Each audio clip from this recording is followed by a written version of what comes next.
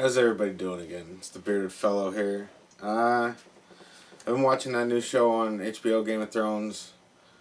I've read the book several times. I decided to kind of figure out what's going to go on.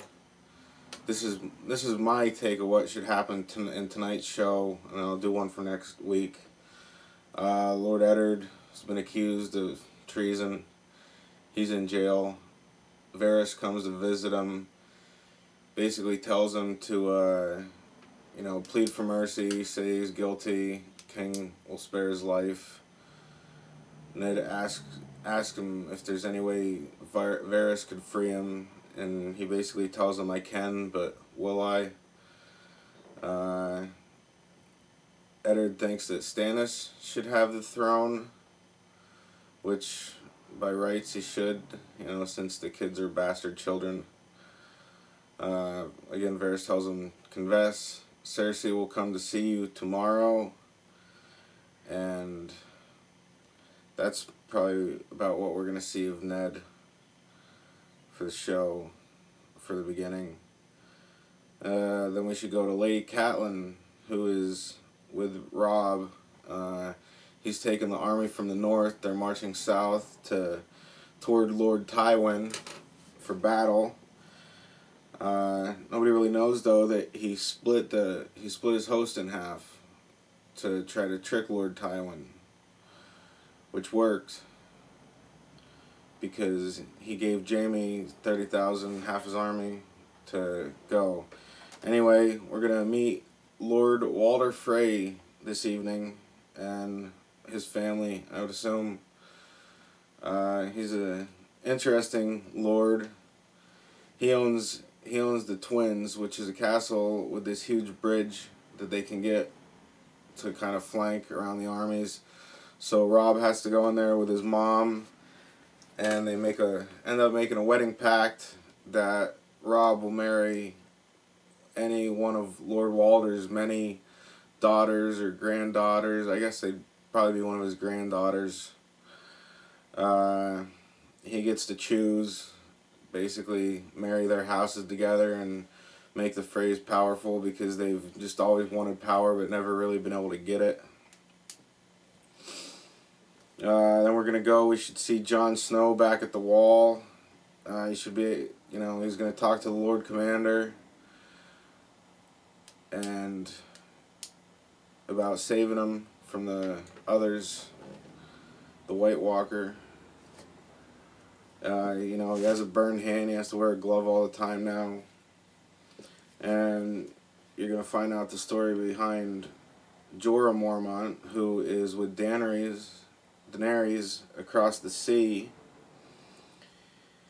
Anyway, Lord Mormont is his father. The son eventually was a slaver, so they banished him.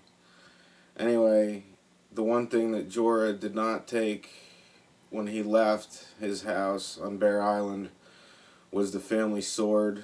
They're the Mormonts. Their sigil's a bear. There was a sword with a bear head on it. After Jon Snow saved Mormont, he decided that Jon Snow should have it. This is a Valyrian steel blade, just like Ice, which is Ned's sword. They've talked a little bit about the Valyrian steel. It's just cuts a lot better and way better metal grade. Anyway, he has a handle made with a wolf, a white wolf, which looks just like Ghost, the wolf of Jon Snow, and he presents it to him for saving his life. Basically, all his friends see it. And then towards the end of that conversation, Jon Snow finds out about the fact that his dad's, been convicted and is in jail and everything, and he's really starting to think about his family, especially after the story Mormont tells him and everything. And that's what we should see from Jon Snow. Tyrion, he is with his father's army. And they're getting ready to battle the Stark host that's coming to meet them. and his dad for some reason decides, you can lead the vanguard, because he wants to get all the clansmen to fight for him. So Tyrion ends up leading the vanguard and does a pretty good job in battle, kills some people and stuff. Ends up with a smashed elbow by a mace, but he makes it through the battle all right and everything. And they throw back the Stark army eventually. You know, at the end, all the clanmen start chanting "half man, half man, half man" for Tyrion.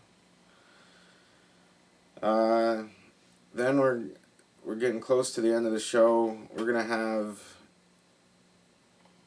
Caitlyn, I would assume, will still be with Robb. Jaime, who is taking his host another direction, doesn't know about the other Stark army that crossed at the Twins and is coming down the neck and the causeway right towards them. Robb sets a great trap and attacks them at night. Ends up taking tons of prisoners, beats the Lannister host, and captures Jaime. Jaime probably would have killed Robb, but several people stepped in the way, and they ended up, at the end of the battle, they captured Jaime. So he's in chains by the end of the show here. Dany, the Khaleesi, back in the Narrow Sea, she got the witch woman, Mary Maz Dor, to save Drogo. Drogo didn't keep the wrap on that was supposed to be on there. That little wound that he had became really infected. Now he's on the brink of death. And Mary Maz Dor, the Magi, tells Dany that she can save him, and only life can pay for death. She ends up having some kind of weird ritual. Ghosts and shadows dance around the tent. You know, Drogo lives, but at the end of it he's blind and can't see and everything. And for the last few minutes of the show, I'd assume that after Cersei came and visited Ned, which that's going to happen somewhere in this part, in the show tonight, you know. Suppose Ned goes to this Great Sept to have his trial and confess his crimes, I guess, and Joffrey's supposed to spare him and send him to the Night's Watch.